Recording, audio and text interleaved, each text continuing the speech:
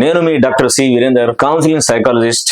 Welcome to you and మీ counselling centre channel. ఒక లక్ష్యం కోసం చాలా మంది పనిచేస్తూ ఉంటారు, చాలా కష్టాలు పడతారు, కానీ కొంతమంది మాత్రమే సక్సెస్ఫుల్ అవుతారు. సక్సెస్ఫుల్ కి అన్సక్సెస్ఫుల్ క్యాండిడేట్లకి ఏంటి తేడా? సక్సెస్ఫుల్ గా అయ్యిన వారు ఒకే ఒక కారణం కోసం విపరీతంగా శ్రమించి వాళ్ళు అనుకున్న లక్ష్యాన్ని సాధిస్తారు. అన్సక్సెస్ఫుల్ పీపుల్ వాళ్ళకి ఎన్నో సాకులు ఉంటాయి. వాళ్ళు ఎందుకు సక్సెస్ఫుల్ కాలేదో చెప్పడానికి చాలా చాలా కారణాలు చెప్తారు. అది వాతావరణ సమస్యలు కావచ్చు, ఇంట్లో ఉన్న సమస్యలు కావచ్చు, వాళ్ళ ఎమోషనల్ రీజన్స్ కావచ్చు, వాళ్ళకు మెటీరియల్ దొరకపోయే విషయాలు కూడా కావచ్చు.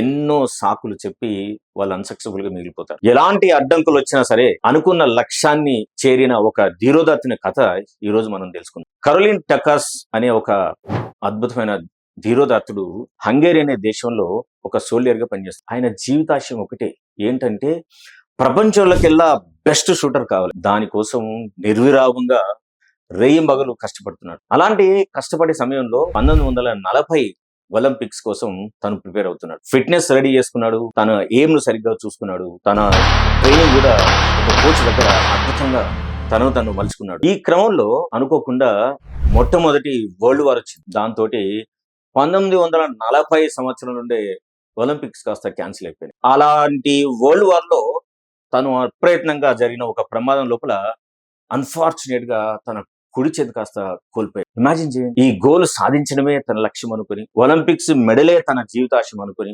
జీవితం అంటేనే తను ఒలింపిక్స్ లో మెడల్ సాధించాలి, ప్రపంచం అంతా తను కీర్తించాలి, ప్రపంచం ఎన్నుకోదగ్గ ఒక బెస్ట్ షూటర్ అంటేనే కరోలిన్ టకాస్ అని చెప్పుకోవాల్సిన ఒక కళతోటి మనిషి జీవితం ప్రయాణమయ్యి పాపం అనుకోకుండా తన కుడి చేయి కాస్త ముక్కలు. దాంతో పాటు ఈ కరోలిన్ మనసు కూడా పూర్తిగా నిరాశలోకి జారిపోయింది.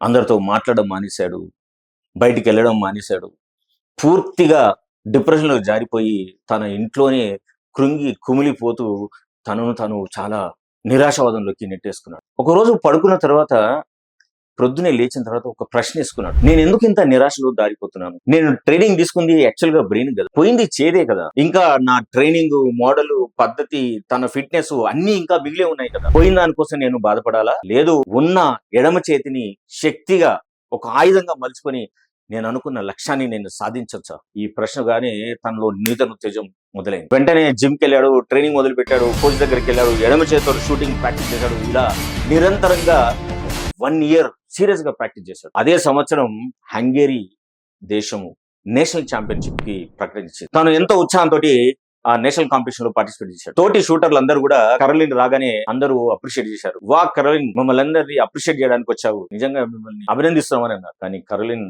నవ్వి, నేను మిమ్మల్ని అప్రిషియేట్ చేయడానికి రాలేదు, నేను కూడా మీలో ఒక పార్టిసిపేట్ ని, I'm also competing with this national championship అని పార్టిసిపేట్ చేసి అద్భుతంగా అందరినీ నివ్వెరపరిచేట్టుగా he has become the best shooter national level and got the gold. ఆ ప్రయాణం అంతా బాగా 1940లో క్యాన్సిల్ అయిన ఈ ఒలింపిక్స్ కాంపిటీషన్స్ 1944 కోసం ప్రిపరేషన్ మొదలు పెట్టారు. కానీ వరల్డ్ వార్ ఇంకా విస్తరించడంతో 1944లో జరిగే ఒలింపిక్స్ కూడా క్యాన్సిల్ అయిపోయాయి. అయినా సరే నిరుత్సాహపడలేదు. ఈ 4 సంవత్సరాల పాటు తన ఎడమ చేతిని పూర్తి స్థాయి లోపల ప్రిపరేషన్ ఇచ్చి he has become one of the most best shooter in the Hungary country. Then world war సమసిపోయింది. 1948లో ఒలింపిక్స్ కి అవకాశం వచ్చింది. 1948లో one of the best shooter గా గోల్డ్ మెడల్ సాధించారు. కానీ ఆయన విజయయాత్ర అంతటితో ఆగిపోలేదు. 1948 తర్వాత 1952లో కూడా గోల్డ్ మెడల్ సాధించారు. కంటిన్యూస్ గా ఈ ఒలింపిక్స్ చరిత్రలోనే 2 గోల్డ్ మెడల్స్ ఒకే ప్లేయర్ ఒకే ఫిషల్ షూటింగ్ రేంజ్ లో సాధించిన ఘనత కరోలిన్ టకాస్ ని సాధించింది. విజయులు ఎలా ఉంటారో చూసారు. తనకంత గొప్ప ప్రమాదం సంభవించినప్పటికీ తాను పట్టుదలతోటి, కృషితోటి, నిరాశవాదంలో పోయి నుంచి దాని నుంచి బయటకు వచ్చి తను అనుకున్న లక్ష్యాన్ని సాధించే దిశ లోపల తను మలుచుకున్న విధానం నిజంగానే అద్భుతమైన స్ఫూర్తిని కలిగజేస్తుంది. డియర్ ఫ్రెండ్స్, మీరు ప్రిపేర్ అయ్యే కాలం లోపల మీకు ఎన్నో ఛాలెంజెస్ వచ్చుంటాయి, ఎన్నో కష్టాలు వచ్చుంటాయి, ఎన్నో ఒడిదుడుకులు కూడా వచ్చుంటాయి.